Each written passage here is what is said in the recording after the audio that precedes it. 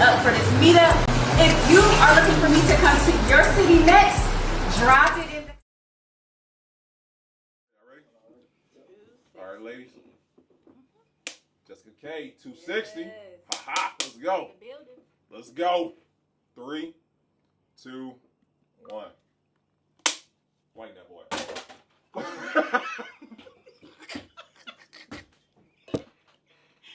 The fling, though.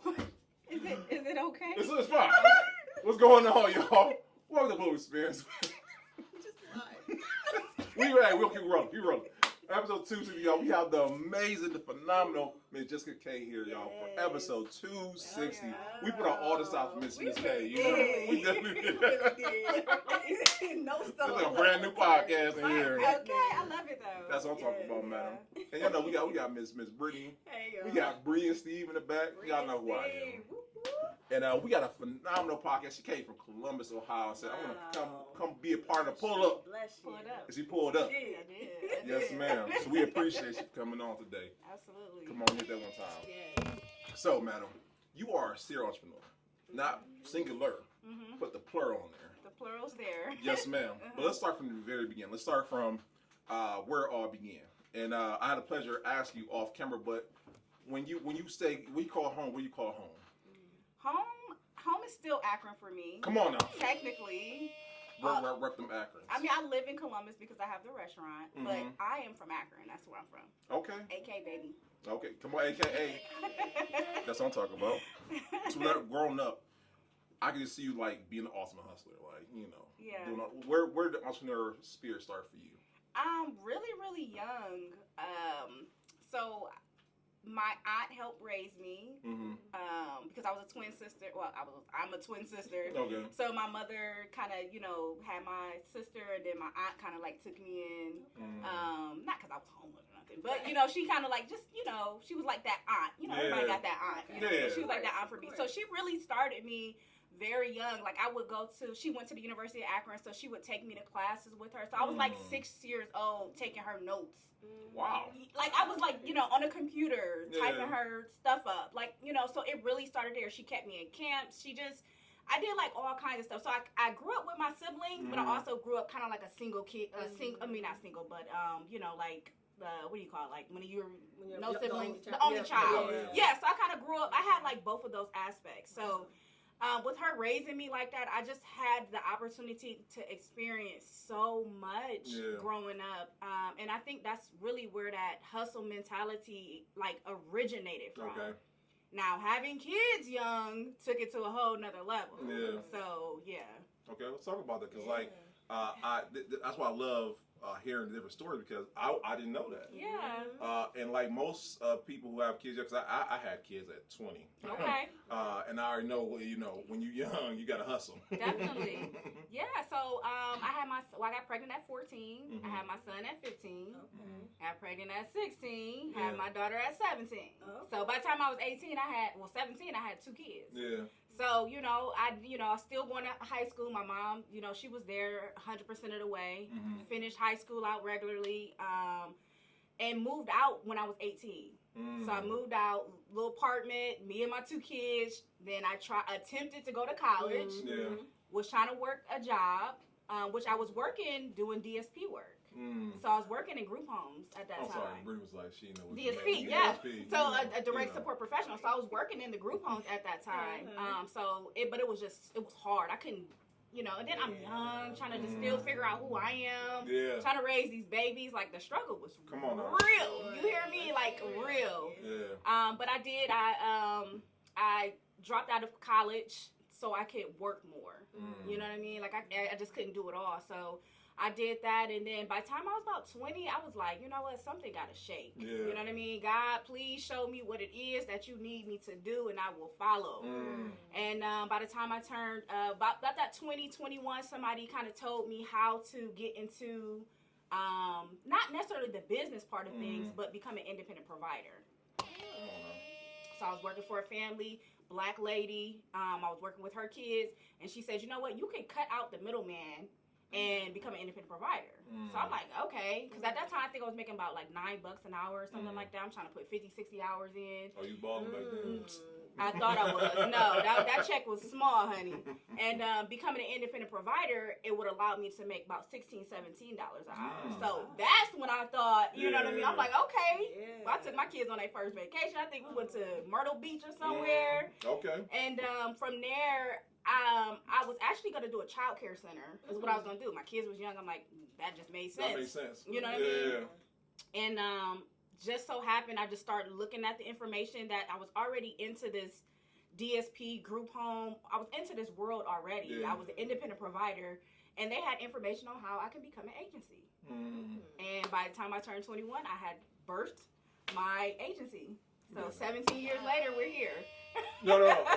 First of all, I love your story because, like, out of necessity, not saying necessity, like, out of the need to want more, to become more. Yes, absolutely. And I love the fact that, you know, you didn't, like, I know people who, you know, they come young parents and, like, that's it. That's all they stop. You know, they don't want to go after anything else, but you didn't let that hinder you. You use it as a way to go after what you wanted. So that was my strength, right? That was the power right there. Like, y'all had to figure out how I was gonna take care of these babies.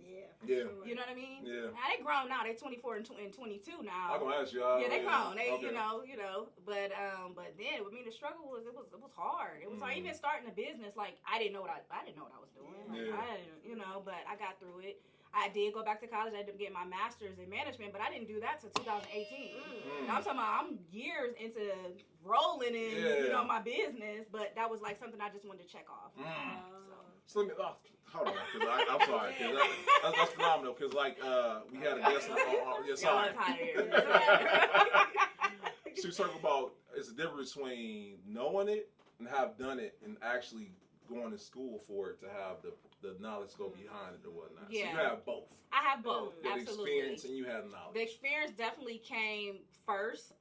Just like I said, 2018, I'm already like 10 years in business at that time. But going to college, it definitely, I mean, it helped. I won't say it didn't help. It made me be a critical thinker is what it did. So. Were you blamed that joint? Like, I already know that. Yeah. I've already experienced that. I mean, so that's one thing. Like, I never force my kids to try to go to college or something like that. Like, I believe college is not for everybody. I do believe having some type of formal education, but I believe podcast is an education too. Don't get me started. Don't get me started. We'll talk about that later on. Okay. But let's talk about some of those, because I love our podcast, because we want to talk about the lessons that you learned along the way. A lot of people they see your glory, but they don't know the story. Let's talk about when you first started out on your own. Yeah, I think I mean which we could go which direction is we going in with that? Yeah. But let's talk about the lessons that you learned that helped propel you forward. It's so many lessons. I think so. A lot of people always ask me like, "Oh, how do you stay motivated? How you got all this going on? How do you stay motivated?" Like, it's not no motivation. It's just that I get up and consistently do it. Come on. I don't want to. You know what I mean? I don't always feel that way. I don't. But just being consistent and keep moving forward, and goal, planning your goals, being organized, like those are the things that keep me moving forward. And then I'm just an entrepreneur by heart. Like, I'm just not saying I'm not satisfied, but I'm just always grinding. Like, what's the next thing? Come on. So yeah, that's it. And I love that because I don't have any tattoos, but I think the first tattoo is gonna say reps replaced doubt because I feel like that's real. Okay. You do it every day. My brother had a great quote. He said he practiced so hard and practiced when the game came along, the game was nothing. And I'm just like entrepreneurs, and I tell everybody in a heartbeat. Everybody like, man, y'all send me an episode. Reps replace doubt. You gotta keep going. You gotta keep doing it. Absolutely. When you don't feel like doing it, that's when you do it the most. That's when it's gonna count the most. Yeah. Come on now. Just like you don't feel like going to the gym. As soon as you get there and you get it done, you be like, dang, I'm glad I went. So just gotta pull yourself up and do it. Okay. So let's talk. So I want to talk about the fact you are empowering women. By the way, you are doing your thing. Thank you. I said, she got. And I want to talk about how as entrepreneurs, community is so essential to your business nowadays. Yeah. People don't understand that principle. They just think I don't get new clients. good luck. Yeah, seriously. But building that community, I feel like it's essential for your business. It is. The thing about, if you're trying to build anything or have a community, you have to put more into them than you is yourself. Come on, if now. I'm up here selling, like, it's not going to show nothing. But if I actually put that work in with my clients, they are going to ones that's going to tell, hey, work with Jess, work with Jess, work with, you know what I'm saying? That's where that come from. Yeah. Ooh, that's so good. I love how you said it. You said give more to the community than vice versa. Absolutely. We see it so often. Sell. Yeah. No sales. Yeah.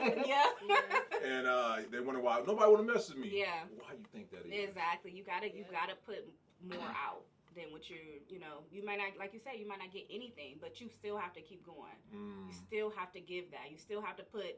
You have to go over and beyond for your clients. Absolutely. You know what I mean? Even the ones like, say you got different packages for people. That don't mean you limit yourself just because it's less than, or they pay less than. No, you give your 100% to them.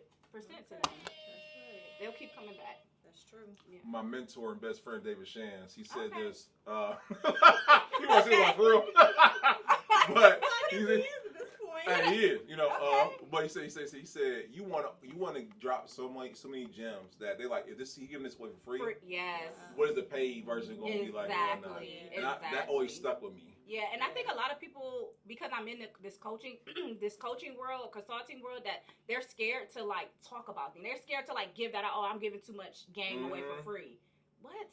You could tell somebody how to do something 100%, but that don't mean that they're gonna execute it that way. All right, well, I get it. Jessica, just dropping them gems. That's so good. It's a Sunday you preaching. Y'all done warmed me up now. Y'all done warmed me up. Come on now, that's good right there. No, you're absolutely right. That's so good. Yeah. So let me ask you about that. With that being said, how would you say you started it out? Because people think it was just poof, it's there or whatnot. How did you build up a community? I think it just started with just people just asking me like, how do you get started with your business? And hey, can I pay you to do it? And I'm like, okay, so this was about like 2012. Okay. And I started with one, and it wasn't like something like, oh, this is what I'm about to do. But I always believed I went through the things that I went through with my business early on so that I can prevent somebody else from going through it too. That's I always believe that. True, it is. I mean, I went through a lot. Yeah. You heard me? I'm talking about taxes. I'm talking about, you name it, I went through it. Okay. And so my job now and what God has put me to do, my purpose is to bring people along so they don't, make those same mistakes that I made. Come on now. So, yeah. When I'm showing people, when I'm consulting and coaching, like, I'm giving them the blueprint. I'm not saying, like, I'm not giving them a little bit. Like, no, I'm going to show you, this is exactly what I did, but let's make it yours. Yeah. You know what I mean? I'm giving that to them. That's so good. That is good. Yeah. So, in the world of social media, yes, because that's been a great way for a lot of entrepreneurs to get their business out there, to really get promotional and just a great marketing tool. Yeah. But you started way back in when social media really wasn't popping back then at all. So how was it that you were? Yeah, you definitely an OG. Yeah. Okay. Been in the game for a while. Been there for a minute. So with that being said, how did you build your client base? From with back not then. having that as because people just knew me that I owned, home care business. People knew me as that. Like I'm 20. You gotta think about it. I'm 17 years in, so we just think back. Just keep going years back. Yeah. And who's doing the home care business in the city? It's me. Yeah. I've been doing it. I hired probably half majority of the people in the city. You know what I mean? Down though. On top of that, you know what I'm saying? I did niche down. Yeah. So I mean, it's still the home care business. I always say that, but I niched more recently, probably about 6 years ago, just straight group homes. Yeah. So and I just happened to do that because I was purchasing real estate and I just merged the two, put my clients inside my properties. So I just merged those two together. But yeah, but back then, I mean, you just word of mouth. I think it was back then because it wasn't I wasn't doing no ads or nothing. Eventually, I started doing like classes and bringing people in. Eventually, I started doing that. So okay. So let me ask you, how you manage it all? Because you named all group homes, real estate. Right. I'm a real estate by myself, and Lord Jesus, in your coaching. Yep. Yeah. Restaurant, and then you had the podcast. That's 5. Yeah. Am I missing any? Am I missing? Mom? Yep. Okay. Yep. You never stop being a parent, honey. Yep. You never stop. I got 6 so far. I'm trying to think. I guess that's probably it. That's enough. But how do you manage all that? Being organized organized. Being God bless organized. you. No, you gotta be organized. Like I literally have a project book that I use. Like my phone. I mean, and then just having a good team. You know what I mean? Like I don't have a big team, but I have people in place. Come on now. I need this handle. I need this. You know what I mean? I can't do it all myself. Yeah. I'm never gonna say that. So you gotta have a good team to handle things. So, That's good. Yeah. Shout out to the teams. Shout out to the team. Y'all know. Yeah, no, absolutely. So I want to get back to some of the lessons you learned, because like I'm a researcher, you know what I'm saying, and I've seen you've done phenomenal interviews. I'm talking about record-breaking joints. Thank you. And I remember one I seen you were talking about the taxes and whatnot, and like the stuff that unfortunately that we don't know entrepreneurs, because we're a lot of our first generation entrepreneurs and whatnot. And I seen one you were talking about the taxes, and like people don't understand that part. Yeah. They just know I'm getting this money. Yeah. Uncle Sam, be damned. Yeah, for sure. You want to talk about that? Yeah, I think what's most important with just that aspect was when you're starting a business and you're really being serious about it, you need an accountant. Absolutely. You got to have a tax person, whether they do both, tax accountant. You need a business attorney. You need a business attorney, right? They are going to protect you if something happens. They need to. That's somebody who you could talk to about your business. Who can, if you need contracts put, if you need anything, if there's somebody's. Whatever it is, you need a business attorney. Yeah. So business attorney, accountant, and a mentor. Okay. You gotta have a mentor.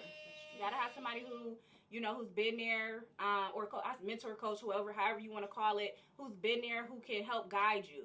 And I always say, your mentor is not going to be with you for life. They're there to take you to that, you know what I mean? And then you move on to the next one. Right. Is how that needs to work. But those are the, essentially, but starting your business, you got to have those things in place. You got to invest in that. Yeah.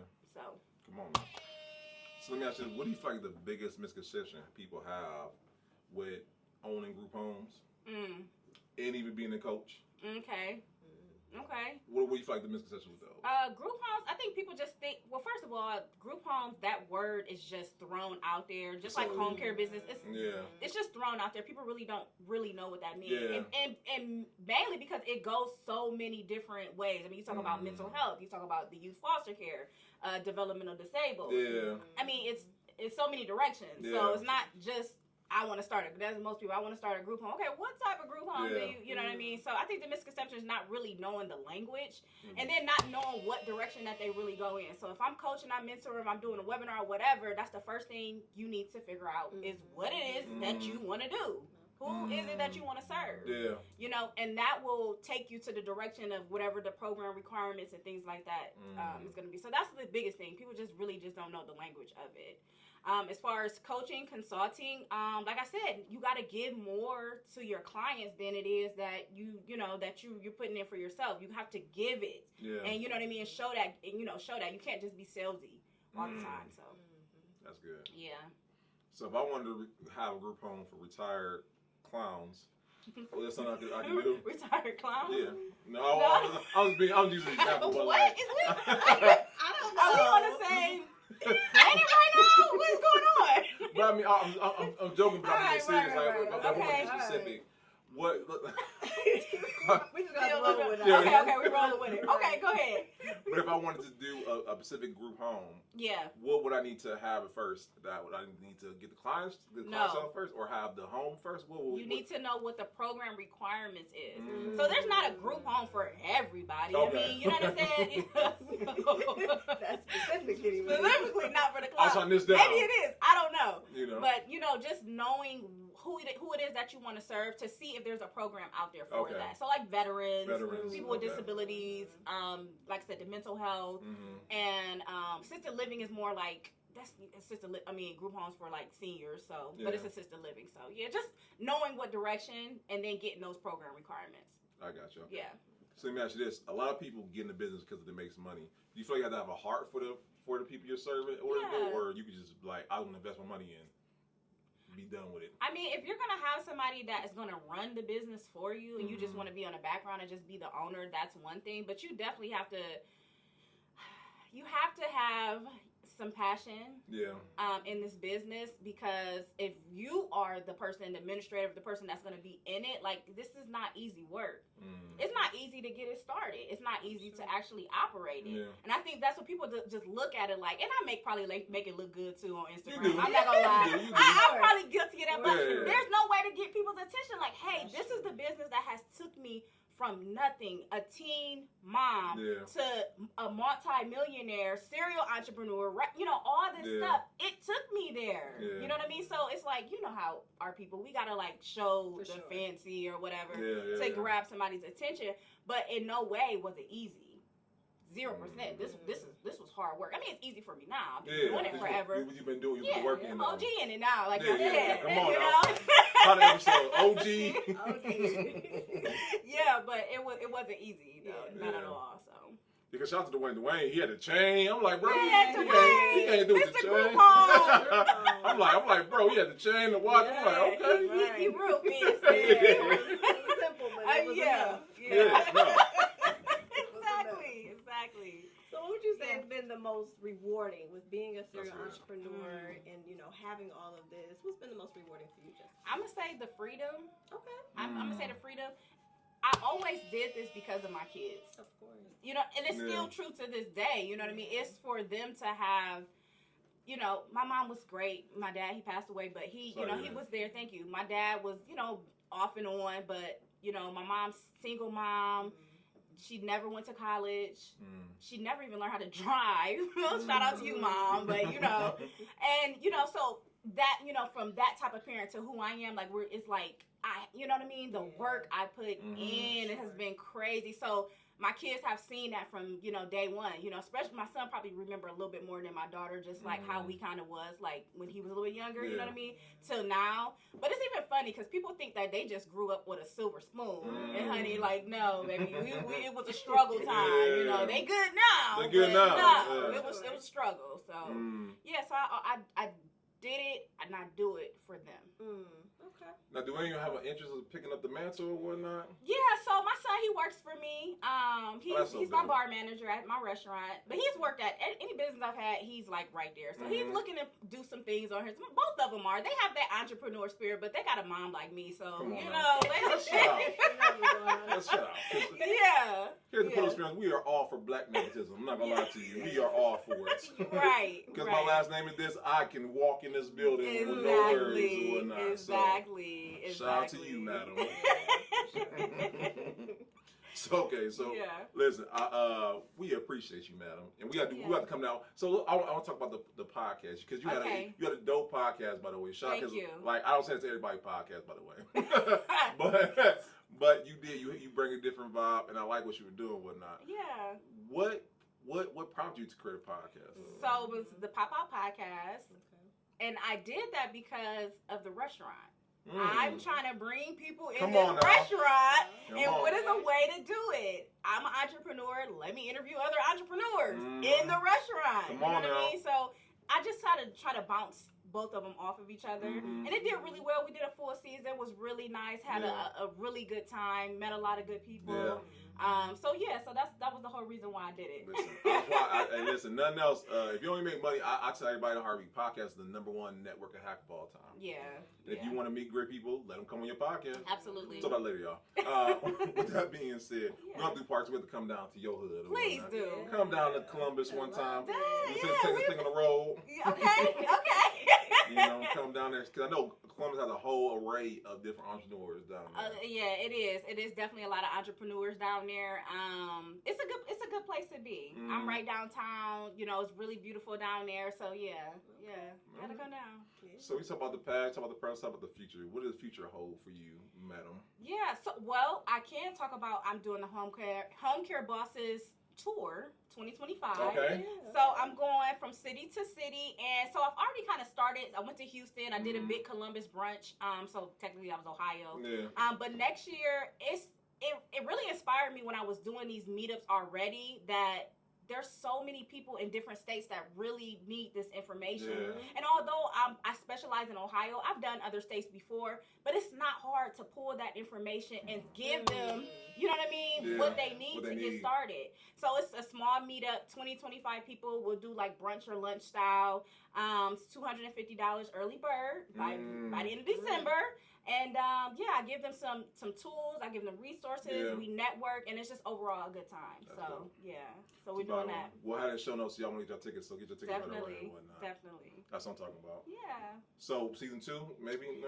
We gonna see. Okay. I got a lot going on. So we gonna see. Yeah, because everybody don't understand this podcast take work. It do. It take work.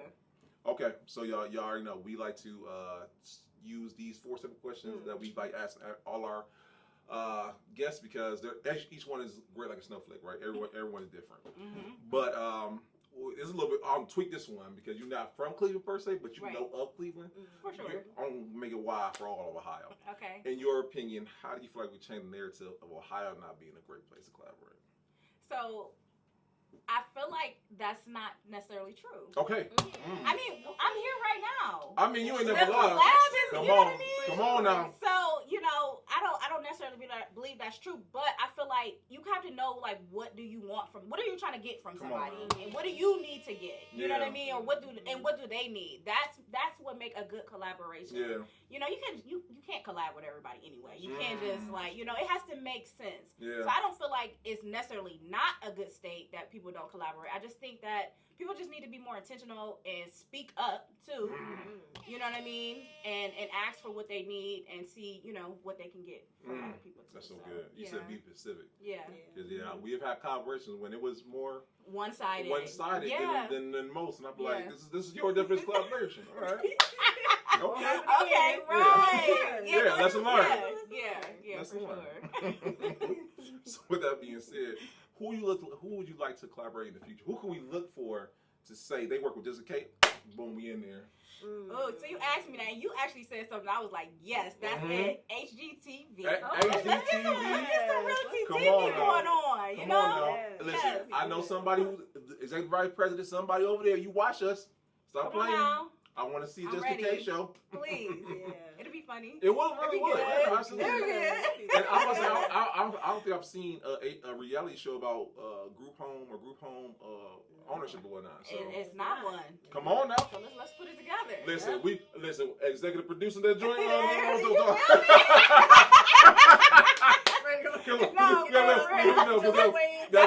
collab we're talking about right here. I had to. Good collaboration. Exactly. Absolutely. 100%. Yeah. All right, well, Jessica, I mean, when it comes to a legacy, there's no doubt that your legacy is going to be explosive. Phenomenal.